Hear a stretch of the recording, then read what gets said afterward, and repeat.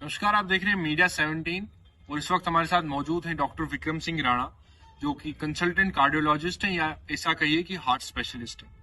मैं सबसे पहले इनके बारे में थोड़ा ब्रीफ कर दूं। ये चिनाब रीजन के इससे पहले डॉक्टर हैं जो कि कार्डियोलॉजिस्ट हैं, जो कि बहुत गर्व की बात है। सर, सबसे पहले आपका स्वागत है मीडिया 17 में। Thank you very much.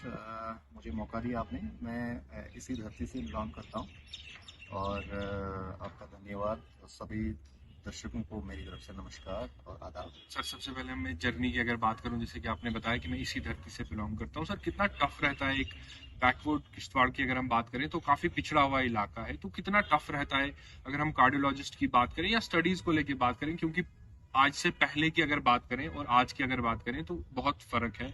Studies को लेके भी उतना ही फर्क था। तो सर कितनी दिक्कतें आई जब आपने ये प्रोफेशन चूज किया या जब आप पढ़ाई कर रहे थे?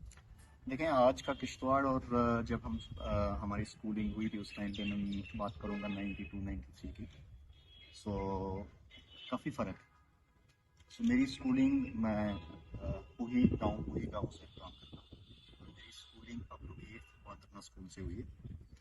अप टू 5th शायद आपने सुना भी नहीं होगा, वहाँ अभी वो स्कूल चल रहा है। सो प्राइमरी गर्ल्स स्कूल होता था। So I was the only male child in that school at that time. उसका रीज़न ये था कि मैं जब भी स्कूल नहीं जाता था उस टाइम पे, मैंने स्कूल जाने में वो जैसे हिचकिचाहट होती थी, तो मेरी सिस्टर वहाँ पढ़ती थी, तो उसी के लाइक मुझे वहाँ पे स्पेशली रिक्वेस्ट की थी वहाँ के हेडमिस्ट्रेस उस टाइम की थी। तो अब तो 5th में वहाँ पे रहा। उसके बाद मिडिल स्कूल में मैंने वहाँ से स्कूलिंग की और 8th के बाद मैं government higher secondary school Kishtwar से मैंने +2 मैंने किया। और उसके बाद मेरी जो ग्रेजुएशन है MBBS है, that is from the government medical college Jammu. और उसके बाद मैंने पोस्ट ग्रेजुएशन की है Sher Kashmir institute of medical sciences Srinagar से। पोस्ट ग्रेजुएशन के बाद सुपर स्पेशलाइजेशन, जिसको आप DM या PhD कहते हैं, वो मैंने दिल्ली से। और आफ्टर कंप्लीशन उसके बाद कुछ अर्सा मैं जम्मू में रहा हूँ, GMC जम्मू में। उसके बाद अभी मैं चंडीगढ़ में पिछले 7 साल से प्रैक्टिस कर रहा हूँ। तो चलिए सर, ये रही आपकी जर्नी के बारे में। अब आपके प्रोफेशन के बारे में थोड़ा सवाल जवाब करते हैं, जो कि यहाँ के आम लोगों की रोजमर्रा की जिंदगी में ये प्रॉब्लम्स जो है वो चल रही हैं। सबसे पहले मैं सडन कार्डिक अरेस्ट की बात करूं, जैसा आप आए दिन आज सोशल मीडिया पे वीडियोस देख रहे हैं, कई लोग जिम करते हुए जो है बेहोश हो रहे हैं, कई लोग चलते चलते या किसी से बात करते दौरान जो है वो बेहोश हो रहे हैं, या उनको कार्डिक अरेस्ट कहेंगे हम उसको, सडन कार्डिक अरेस्ट जिसका नाम है। तो सर उसकी क्या वजह है? कार्डिक अरेस्ट या इसे सडन कार्डिक डेथ कहते हैं। सो इसके बहुत सारे कारण होते हैं। सबसे इम्पोर्टेंट जो इसमें सबसे इम्पोर्टेंट है, दैट इज़ द जिसे हम हार्ट अटैक। सो और भी बहुत सारी, कई लोगों को बचपन से हार्ट की प्रॉब्लम्स होती है, उनको पता नहीं होती। उसके अलावा कुछ जेनेटिक प्रॉब्लम्स होती हैं जो चल रही होती हैं, और उनकी प्रेजेंटेशन जिसको आई मीन जैसे प्रेजेंटेशन का मतलब है कि अगर किसी को कोई बीमारी चल रही है तो उसके बहुत सारे सिम्टम्स होते हैं। जैसे अगर किसी को हाई ब्लड प्रेशर अनकंट्रोल रहता है, कई अरसे से होता है, तो आपको कैसे पता चलता है? या तो आप रूटीनली उसको चेक कराते हैं, या विद टाइम जब अनकंट्रोल्ड हाइपरटेंशन का इफेक्ट हमारी बॉडी पे आता है, उसके सिम्टम्स आते हैं। जैसे चलने फिरने में सांस फूलता है, छाती में दर्द होता है, या और भी कई तरह के सिम्टम्स होते हैं। तो कुछ बीमारियां ऐसी हैं जिनकी फर्स्ट प्रेजेंटेशन ही सडन कार्डिक डेथ। तो जैसे कुछ जिनको हम चैनलोपैथीज कहते हैं, तो टेक्निकल टर्म्स हैं, वो जेनेटिक होती है। सो पिछले कई सालों में ये सब चीज़ें बढ़ी हैं। इसके बहुत सारे कारण हैं। आपने देखा होगा कि पर्टिकुलरली सिंस 2019 जब कोविड-19 आया, उसके बाद सडन कार्डिक डेथ्स थोड़ा ज्यादा न्यूज़ में काफ़ी चल रहा है कि कोई सेलिब्रिटी या जिम में कोई व्यक्ति जिम करा तो सडन डेथ। तो उसके बहुत सारे कारण हैं। जैसे मैंने आपको बताया कि सबसे इम्पोर्टेंट चीज़ है हार्ट अटैक। हार्ट अटैक में क्या होता है, क्योंकि लोगों को मैं ये बताना चाहूँगा कि हार्ट अटैक और हार्ट फेलियर और ये सडन कार्डिक डेथ, ये सडन कार्डिक डेथ एक प्रेजेंटेशन है, हार्ट अटैक उसका एक कारण है। तो ये दो अलग अलग चीजें हैं। Sudden cardiac death is a presentation कि इन विच होता क्या है कि हमारा हार्ट, जैसे आपको पता है कि हमारा हार्ट जो है 1 मिनट में 70 to 80 बार बीट करता है। और जब ये बीटिंग जो इसकी हार्ट एकदम रुक जाता है, तो उस टाइम ब्रेन में या बॉडी के किसी बाकी जितने भी ऑर्गन्स में ब्लड नहीं जाता है। और अगर ब्रेन में ब्लड नहीं जाता या और वाइटल्स ऑर्गन्स में हमारे ब्लड में जाता है, पेशेंट की व्यक्ति की डेथ हो जाती है। So this is a sudden cardiac death. Heart attack is a situation in which, जिसमें क्या होता है कि हमारे हार्ट को ब्लड सप्लाई चाहिए होती है उसको पंप करने के लिए। जैसे हमें खाने पीने में हमें ब्लड चाहिए, हमें एनर्जी चाहिए, तो हार्ट पंप करता है। वैसे ही हार्ट को अपने लिए काम करने के लिए ब्लड सप्लाई चाहिए होती है। ये ब्लड सप्लाई कैसे मिलती है? इसकी ब्लड हमारे हार्ट की 3 आर्टरीज होती हैं, उसके थ्रू मिलती है। जब इनमें से किसी एक आर्टरी में क्लॉट बन जाता है या सडनली वहाँ पे ब्लॉकेज आ जाती है, तो वो एरिया जहाँ पे ब्लॉकेज आती है उसके आगे वाला एरिया में सप्लाई नहीं मिलती, इसको हार्ट अटैक बोलते हैं।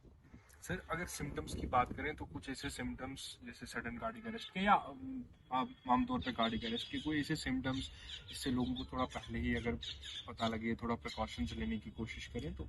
ये एक इम्पोर्टेंट सवाल है। देखिए क्या होता है कि हम अपने सिम्टम्स को इग्नोर करते हैं। कुछ वार्निंग साइंस होते हैं, अगर हम उनको सही तरीके से उस टाइम पे कंसल्ट करें तो हम उनको पकड़ सकते हैं। जैसे आपने देखा होगा बहुत सारे हमारे पास आजकल पेशेंट्स आते हैं कि वो खुद ही वहाँ से एक डायग्नोसिस लेके आते हैं, उनको ये लगता है कि गैस की प्रॉब्लम है। जी, आमतौर सो पे यही बात साइंटिफिक है। लैंग्वेज में there is no term called gas, ऐसा कुछ नहीं है, ये लोगों ने अपने एक टर्म्स बनाए। सो वो एक वार्निंग साइन हो सकता है, एक मैसिव हार्ट अटैक। सो जब भी आपको कुछ ऐसा सिम्टम्स लगे, जैसे आपको लगता है कि सीने में कोई जलन महसूस हो रही है, जकड़न सा महसूस होता है, एकदम आप बैठे हैं और जिसको हम ठंडे पसीने कहते हैं, स्वेटिंग हो रही है, या आपको लग रहा है कि मुझे अच्छा नहीं लग रहा है, फीलिंग ऑफ अनइजीनेस आती है, जब भी आपको ऐसा लगे, so you should immediately consult your near by physician. दूसरी इंपॉर्टेंट चीज़ मैं कहना चाहता हूँ आपके माध्यम से लोगों को, कि यूजुअली एक ट्रेंड बना है कि मेरा एक डॉक्टर है जो दिल्ली में जिनको हम दिखाते हैं, या कोई चंडीगढ़ में है, या उसके चक्कर में हमारे बहुत सारे सिम्टम्स हम क्या करते हैं, इग्नोर करते हैं, और हम बोलते हैं जब हम वहाँ पे जाएंगे उनको दिखाएंगे और ये सब चीज़ें होंगी। तो आजकल आपके हमारे शहर में या कहीं पे भी ऐसे टेस्ट अवेलेबल हैं जो ये सब इनिशियल चीज़ें अगर हम चेक करें, और हम ये मैसिव जो I mean this serious problem को, सो जब भी आपको कोई वैसे सिम्टम्स आते हैं, जैसे कि मैंने बताया ना कि कई बार घबराहट हो रही लो है, फील पल्पिटेशंस हो रही हैं, आप लो फील कर रहे हो, स्वेटिंग हो रही है, एकदम आपको लगे कि मैं अच्छा नहीं लग रहा है, जब भी ऐसा लगे तो आपको अपने फिजिशियन से कंसल्ट करना चाहिए। और अगर आप कुछ इन्वेस्टिगेशंस हैं, हिस्ट्री एग्जामिनेशन से आप मैसिव हार्ट अटैक, जो कि एक सडन कार्डियक डेथ का एक मेन कारण है, उसको बचा सकते हैं। सर अगर बात करें तो क्या ये मतलब बुजुर्गों की ही बात करें या एल्डर लोग या एडल्ट लोगों को भी आजकल कार्डियक अरेस्ट देख रहे हैं, तो सर कहीं ना कहीं आज देखिए आमतौर पे अगर हम बात करें कोल्ड ड्रिंक्स या ऐसी ड्रिंक्स आई हुई है मार्केट में, उससे भी लोग कहीं ना कहीं घबरा गए हैं, तो क्या? देखिए जब हम ट्रेनिंग में थे, तो हम अगर किसी पेशेंट का, ड्यूरिंग ट्रेनिंग की बात कर रहा हूँ, हम अगर किसी पेशेंट का ईसीजी या इकोकार्डियोग्राफी कराते थे जिसकी उम्र 40 साल या उससे कम होती थी, तो हमें अपने जो टीचर्स थे उनसे डांट पड़ती थी कि आपने ऐसा, व्हाई डू यू थिंक कि 40 से नीचे तो हार्ट की प्रॉब्लम्स, अटैक होने का चांस बड़ा कम है। लेकिन आज उल्टा है, अगर हमारे ट्रेनिंग, अगर 30 साल के व्यक्ति को भी सिम्टम लगता है और वो ईसीजी नहीं करता है, तो हम उसको उल्टा ही डांटते हैं कि आपने ईसीजी क्यों नहीं करा। तो कहने का मतलब है, नो डाउट, जो पहले हम बोलते थे कि बुजुर्गों में या 50 साल से ऊपर ही हार्ट अटैक होता है, वैसा कुछ भी नहीं है। मेरा youngest patient is 22 years old, so just you can imagine. और इसकी हिस्ट्री है कि वो जैसे आर्मी की भर्ती के लिए जा रहे थे, और वहाँ पे ही वॉज रेडी, वो अपनी मेजरमेंट्स दे रहा था और वहाँ पे attack. So my youngest patient is 22 years. So age तो is no, I mean you can say कि हार्ट अटैक सब 20 या 25 साल में हो रहे हैं। सर अगर प्रिकॉशंस की बात करें इस चीज़ को लेके कि क्या खाना है, क्या डाइट होनी चाहिए, क्या एक्सरसाइज करनी है, अगर आपने एक हेल्दी हार्ट की अगर हम बात करें तो सर थोड़ा हमारे दर्शकों को बताइए। सबसे पहले मैं बताऊंगा कि जो भी हार्ट की प्रॉब्लम्स हैं, जिसमें हार्ट अटैक हो गया, I mean this heart attack, और भी हार्ट फेलियर, ब्लड प्रेशर की जो प्रॉब्लम्स हैं, अगर इनके रिस्क फैक्टर्स की बात करते हैं, तो हम 2 चीज़ों में कैटेगराइज करते हैं। एक ग्रुप जो रिस्क फैक्टर्स का, जिसको हम बोलते हैं modifiable risk factors. Modifiable risk factors का मतलब होता है कि जिनको अगर हम इंटरवीन करें, और लेट अस से मैं एग्जांपल देता हूँ, जैसे स्मोकिंग है, समबडी इज अ स्मोकर, अगर वो स्मोक क्विट करते हैं तो हार्ट अटैक, ब्लड प्रेशर की बीमारियां काफ़ी कम कर सकते हैं। अगर ब्लड प्रेशर है वो उसको कंट्रोल करेंगे तो इनको हम बोलते हैं मॉडिफाइबल रिस्क फैक्टर्स।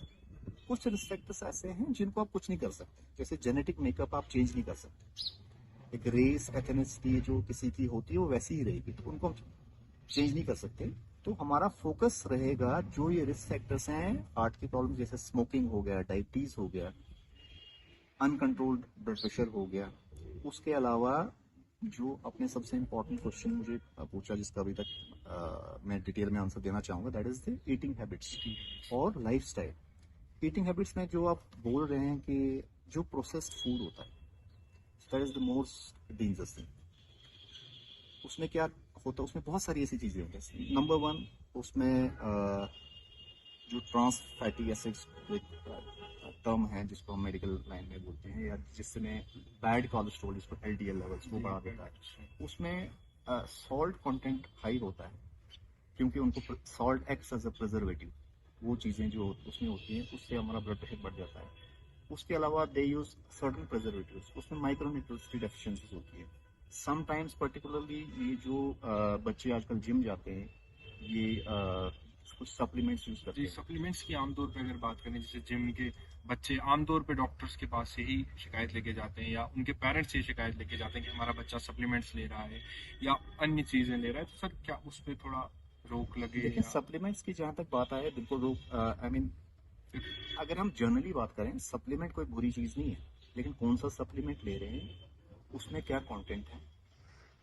क्योंकि रिसेंटली ये देखा गया है जितने भी सप्लीमेंट्स हैं वो कहीं ना कहीं इनमें स्टिमुलेंट्स ये ऐड करते हैं, जिसके कारण से बच्चों को वो एक एनर्जी लेवल वो उसको महसूस करते हैं, और उसके कारण से हार्ट की problems, definitely heart attacks, high blood pressure, ये सब चीज़ें जो है ये बढ़ने के चांसेस काफ़ी ज़्यादा मतलब देखे गए हैं, और इस चीज़ को डेफिनेटली अवॉइड करना चाहिए। सो वी शुड सी कि उसमें कंटेंट क्या है। और उसके अलावा बहुत सारी कंपनीज ये वो करते हैं कि इसमें हम दावा लोग कुछ करते हैं? स्टीरॉइड्स और ये सब चीज़ें ऐड नहीं करते, लेकिन अगर आप उसका ये देखा गया है कि उनको अगर हम एनालाइज करते हैं कहीं पे भी, उनको एक्सपर्ट्स के पास जब वो देखते हैं तो वो कुछ ना कुछ उसमें वो चीज़ें पाई गई और मिलती गई। सर अगर किश्तवाड़ के लोगों की बात करें, तो अगर कैंप की अगर बात करें, तो आप कैंप लगाना चाहेंगे या किश्तवाड़ के लोगों के लिए कुछ ऐसी सौगात?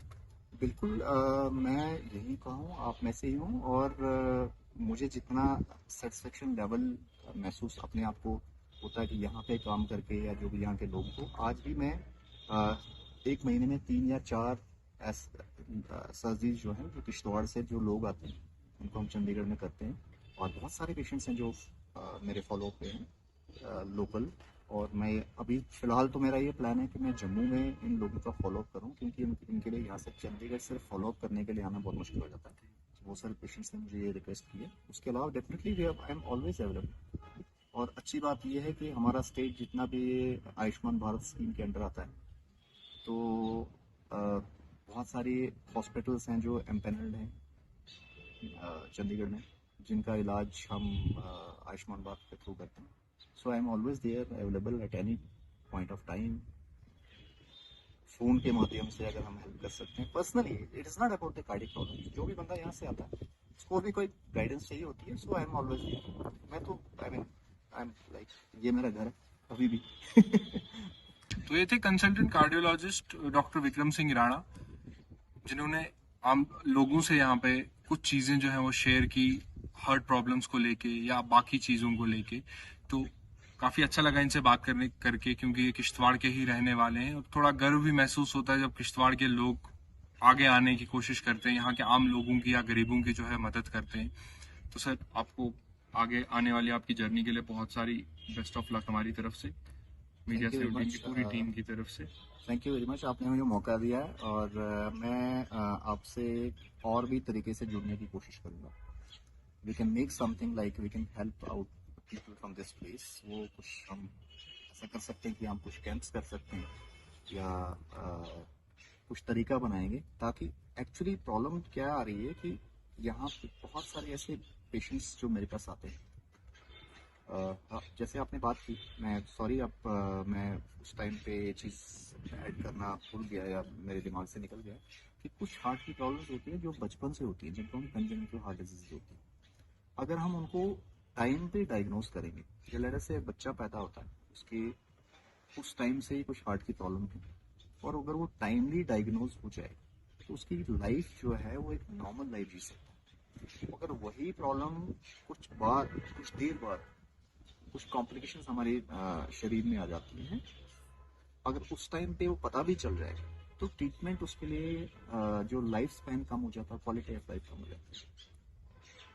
तो यहाँ पे एक स्क्रीनिंग होनी चाहिए, पर्टिकुलरली जो स्कूल्स में बच्चे हैं और बहुत ही आसान टेस्ट होते हैं उसके लिए। आपको सिंपली स्टेथोस्कोप से अगर ऑस्कल्टेशन से ही बहुत सारी ऐसी बीमारियां पकड़ सकते हैं स्कूल्स में, जिनको हम टाइमली कुछ टेस्ट करके उनका हम इलाज करवा सकते हैं। तो ये मेरा फोकस इस चीज़ पे है। पर्टिकुलरली बहुत सारे बच्चे यहाँ से कुछ गाँव से हैं, ठकराई या ऐसी जगहों से, दूर दराज एरिया से, जो हमने ऑपरेट किए हैं, and they are doing very fine.